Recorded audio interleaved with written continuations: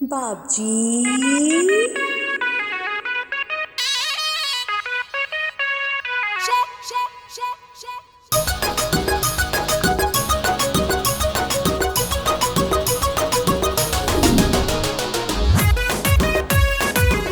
वाह नाना, एकदम मस्त लगाता। हैंडसम लगता नहीं बेटा? हाँ, बहुत हैंडसम। अरे तेरा नाना हैंडसम है ही है। क्या होता? वाह नाना वाह। ओ तहे बुढ़ाऊ के जेंटिंग पेंटिंग होता। बुढ़ा किसको बोला जी? आई एम नॉट बुढ़ा। बुढ़ा होगा तेरा दद्दू। I am Ram Prasad. ओके? हाँ जी। नाचवा में का कहला सानंद जे? हाँ तो गौर करिए, सीमेंट बालू से कभी मकान नहीं होता, बिना सीमेंट बालू के कभी मकान नहीं होता, और काली कितना भी पोत ले कोई बुढ़ा कभी जवान नहीं होता। सुभान अल्लाह। हमने के पुरानिया लोग कहला हाँ। कि जवन जवानी में कोई जाला तवन बुढ़ापा में भोगे के पड़ेला। आ जवन बुढ़ापा में कोई जाला जवानी में भोगे के पड़ेला। बुढ़ापा में से जवानी में केंगा जाई रे? उनकर वाला गोलियां ते खतरी मारे नीचे से निकल जाई, बुझाई? केतनो लाल लगाम लगा ले केहू, लेकिन घोड़ी ना मिली। अच्छा। पुरानिया बैल के हाँ। केतनो चोकर खिया दे केहू। अच्छा। कट्ठा ज्यादा ना जोती। सोलगट्टा। धुआं सोलगट्टा।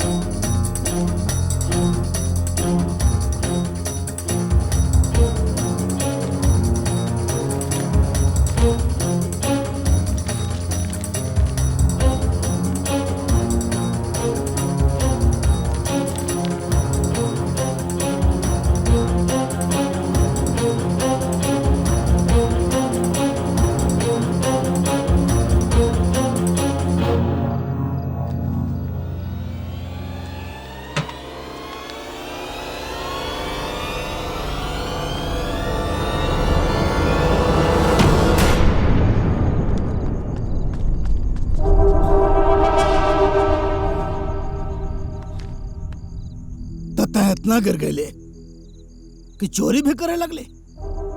कछ बात देखा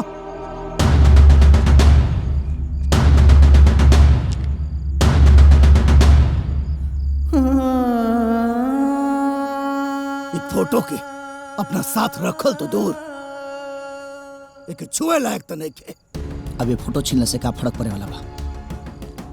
भगवान तो ममता के छाया हमारा सर से छीन ले, वैसे भी अच्छा ही कैले, झिंका के उठा ले, न तो आज ही तो हर करनामा देख के ना जीते जी मर जाती।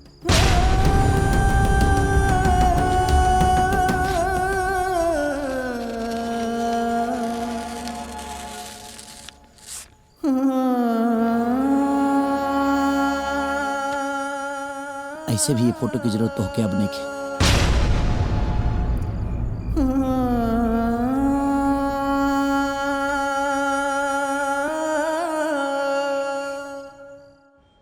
नमस्कार, हम गुड्डू और हम जानता नहीं कि आज हम जौन करे जा रहल बानी वो बहुत लोग के तकलीफ दी। मैम हाँ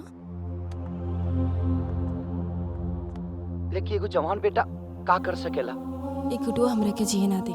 जब बुढ़ापा में बाप के नियत खराब हो जाए, बाप सब सम्मान के पानी में दबा दी, तो एगो बेटा का कर सकेला? ये दुख के घड़ी में हमारा अपन केहू साथे नहीं की। अगर केहू साथे बा तो कानून बा। और कानून के कुछ लोग बा जैसे कि हमारा बड़ भाई की तरह कमीना प्रसाद हाँ कमीना प्रसाद जी। इहे के सहारे हम आज कोर्ट में आइल बनी अपना हक के लड़ाई लड़े खाती, अपन हिस्सा लेवे खाती।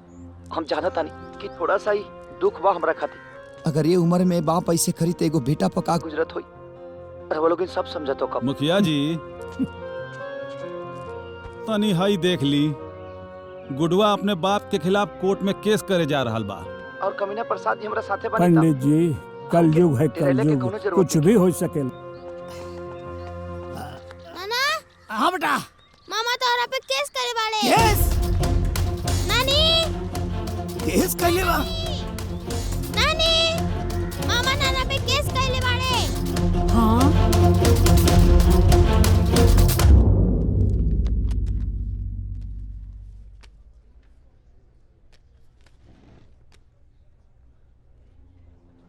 आपका नाम?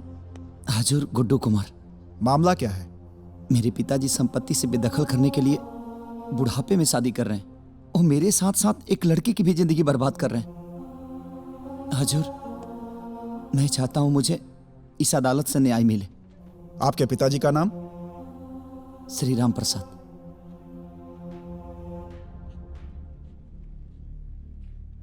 आप झूठ बोल रहे हैं।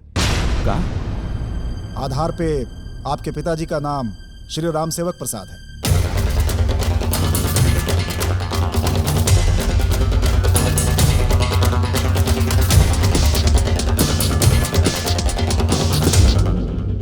मिलॉर्ड, हमारे मुवक्किल के पिताजी का नाम राम प्रसाद ही है।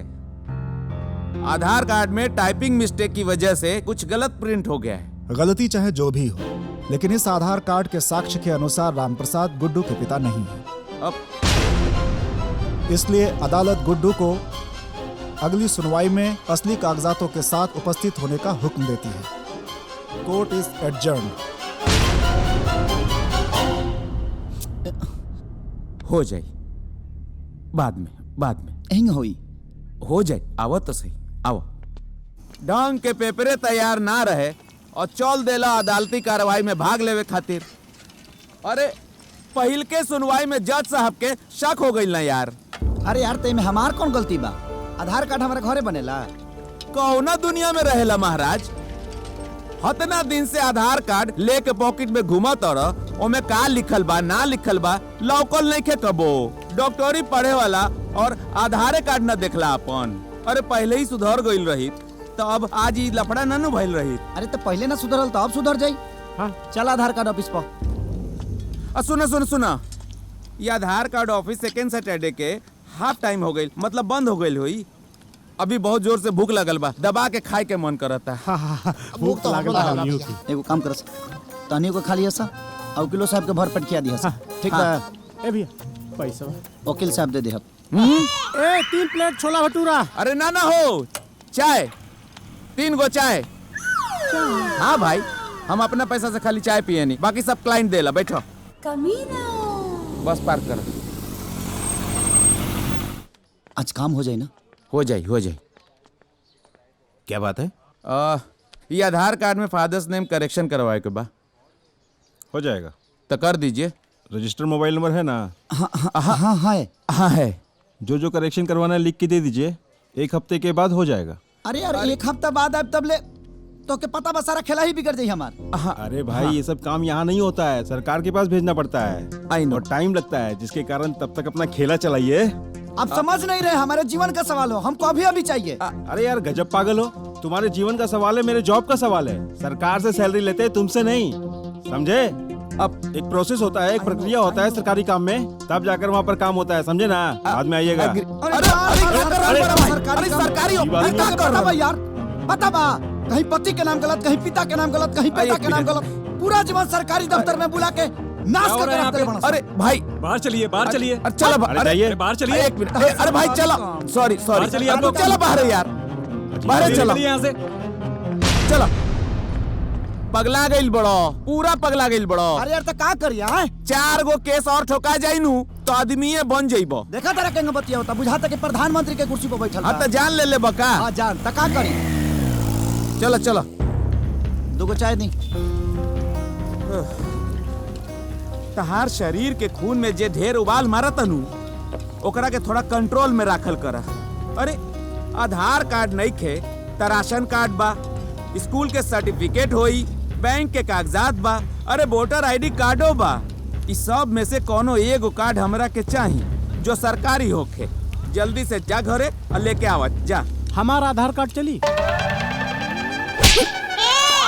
वाह आज दिन में पहिलका बेर बढ़िया काम कैले बड़ो। तोरा आधार कार्ड पर हमरा बाबूजी के नाम बा ना। हमार बा त कैसे चली? अरे भाई एक दिन में एके गो अच्छा काम कइल जाला। दूसरा काम आधार कार्ड। एक काम कर तू जल्दी से जा कटवा लेके आवा और सरकारी होके के चाहिए बस। एटीएम कार्ड चली।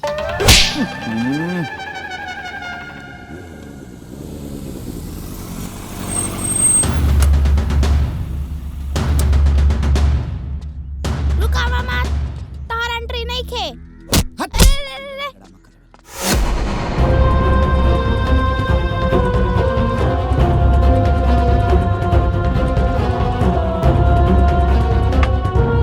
जाना तरे दुनिया में 2 तरह के औलाद होला।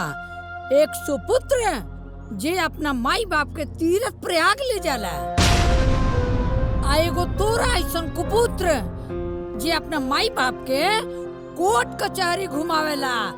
समझ ले? खबरदार जो ए घर में घुसले। तोरा ऐसन कुपुत्र के हमरा घर में कोनो जगह नहीं है। चल बाहर निकल। हमके माफ कर दे दादी, हमसे बहुत बड़ी भूल हो गई दादी। हमके बहुत पछतावा दादी, बहुत पछतावा। ये सोच ले है ना गुडुआ आई तोरा गोड़ पगिरी गिड़गिड़ाई माफी मांगी तो सॉरी ऐसन कुछ ना होई। आज ले नहीं गुडुआ के होके बर्दाश्त कैले बा और ना ही करी। हमहू राम प्रसाद के बेटा हई। त जकरा बुढ़ारी में इतना पावर बा तो सोच हम त जवान बानी। अब जब तक ले कोर्ट के फैसला ना भाई तब तक ले दरवाजा पर पैर ना रखब। हमार बात दे। आठ था ये घर हमारा कमाई से बनल बा। ए घर तोहरा कमाई से बनल होई लेकिन दुआर पुश्तैनी हो ना एमे हमार हिस्सा बा कि ना। यही महल के सामने है न पनाली गिराब आ खूंटा गाड़ के रहो। ठीक बा हमारा कोनो एतराज नहीं किया। ठीक बा। ए अनंजय ए रघुराज ए गांव के लोग है नहीं सबे आवो। हाँ बुला लो। फैसला हो के ही रही। सुन ले आई गुडुआ अपने बाप की तरह बेईमान ना हो। रउआ लोग जाओ ना कोना में देव ओ कोना में हम पलानी गिरा के रह जाए। बस रउआ लोग ईमानदारी से हमार बांट दी। ए चुप। हमरा जीते जी हमरा घर के बंटवारा दूसर क्यों काहे करी? जब ते चाहते बड़े तो हम खुद करब बंटवारा खुद। ले चोरऊ तोरा बंटवारा चाहिए ले हम कह देता नहीं ले।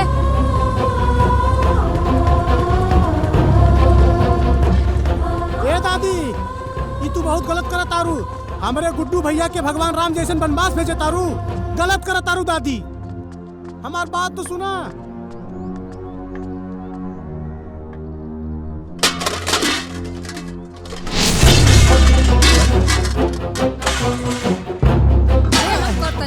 ले ले हई बर्तन ले। दादी लग जाई।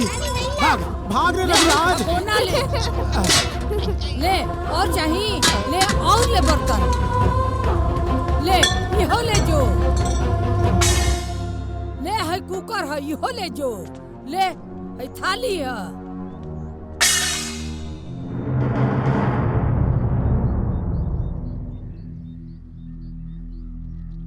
आज के बाद ते हमार बेटा ना पट्टेदार हवे।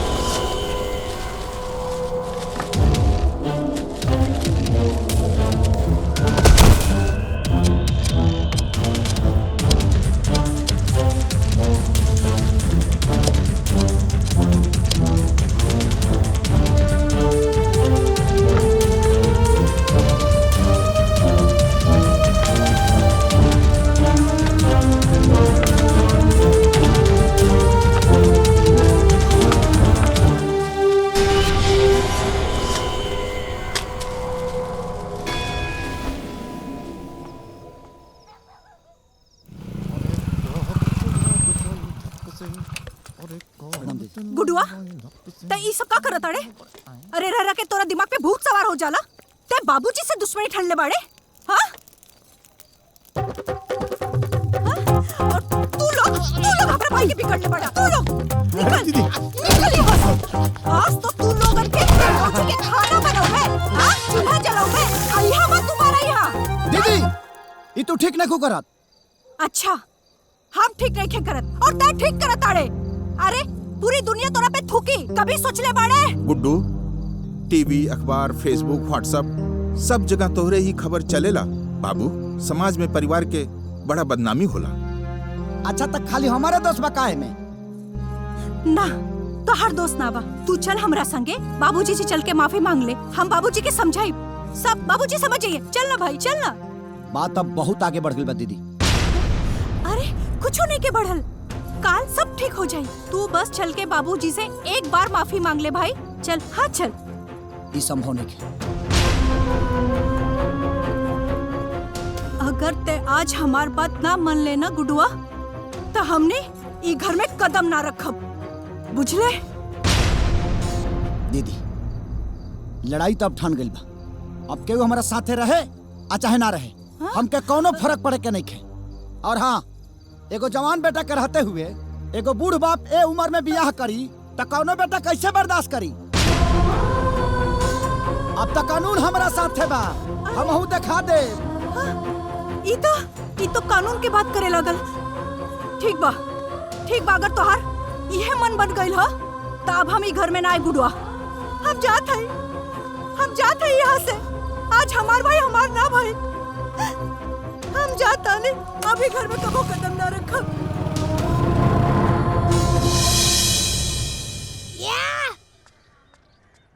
ए नाना। हाँ बेटा। हिया आवा बैठा।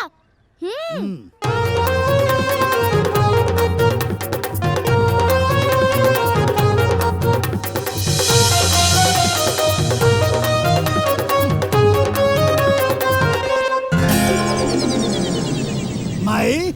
हाँ बाबू। कहाँ गए रहले हरे? अरे गई रहनी है, सगुन उठावे के बा, गीत गावे के बा, हल्दी कूटे के बा, लड्डू बाने के बा, बड़ी काम मेहरा लोग को बुलावे गई रहनी है। माई कुल धोती साड़ी आ गई कि ना? आ गए। सही वाला कपड़वा? हाँ सब। जेवर वर कुल बन गई बाबू। हमार शेरवानी आयल कि ना रे माई? अरे आ गई बाबू। मर्सिडीज गाड़ी बुक हो गई हमारा खातिर। सब तैयारी बा एकदम। माई तैयारी बढ़िया होके के चाहिए, कहे से कि दुल्हा बन के जाई ना। हाँ और तो पूरा जवार देखो। चल अंदर। जी मालिक। कार्ड कहाँ बटाइल? अब आज से शुरुआत करे जाता नहीं मालिक। क्षेत्र जवार में केहू के घर बचा के ना चाहिए। जी। सुन, कार्ड की शुरुआत सबसे पहले अपना सबसे खास आदमी के द्वारा करी है। जी मालिक। जो बाकी तैयारी माई बढ़िया होके के चाहिए। हाँ तू निश्चिंत रह। हाँ, छेना वना कुल मंगा ला, मिठाई उठाई, रसगुल्ला, चमचम। जवार खा के मस्त हो जाए, समझ ले तना बढ़िया मिठाई होके के चाहिए। सबसे खास आदमी शुरुआत करे के होखी गुड्डू बाबू से। मालिक के खास आदमी रउआ से बढ़ के तो केहू ना बा, तो हम सोचनी है कि बरम बाबा से पहले रउआ से ही शुरुआत करी। ई ली अपन बाबूजी के कार्ड।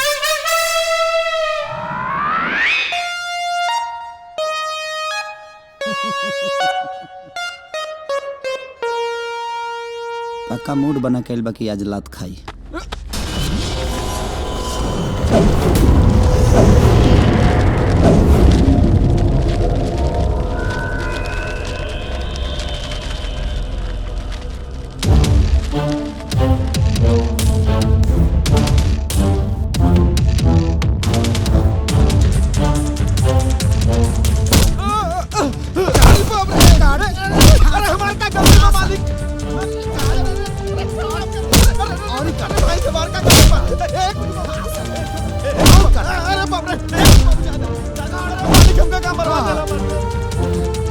कार्ड दे।